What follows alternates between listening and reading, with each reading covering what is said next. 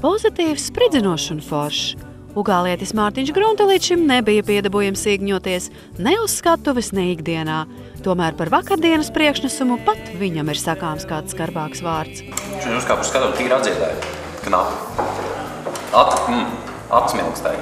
Mārtiņš bija viens no 4, kuri pirms nedēļas ieslēdzās piepīpētā dušas telpā. Pavadījis 4 dienas bez nodarbībām, puisis saprata, ka labi nebūs.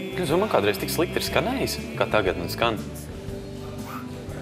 Tu pats zini, kādas ir šitam te zāles. Pārstāj, beidz. Nemoki sevi, tu vēl vairāk sev kacinā. Mēteikšana.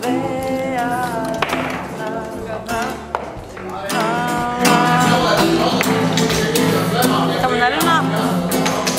Ja? Ko? Come on, ko es izdarīju?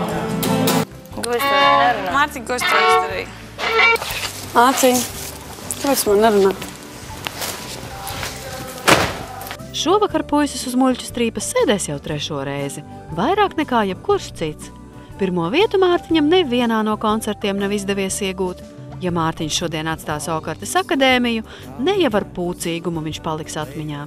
Tiešām tu esi tāds labā nozīmē misters Bīns vai misters dzīvesprieks vai misters C vitamīns vai pilnīgs kaut kāds, tiešām prieks, un tev tas ir jādod.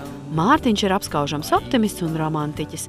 Viņa uzstāšanās līdz šim bijušas prieka un pozitīvu emociju pilnas. Pozitīvais Mārtiņš savu amploā atrada ar autobraucēju dziesmiņu.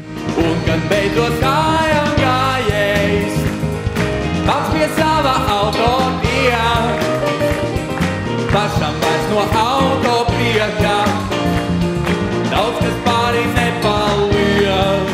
Joku dienā Mārtiņam bija jātēlo sava cīņu biedrene un simpātija Evija, un puisis ar uzdevumu tika galā spoži. Kurš tev labāk patīk, Mārtiņš vai Nikolais? Es varu neatbildēt uz šo jautājumu.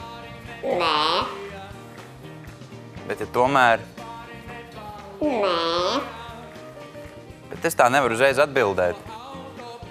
Man jau viņi abi patīk, bet... nezinu. Tu nosarki. Jā? Kā vienmēr, kad mēs runājam par Eviju. Tūlīt paskatīšos.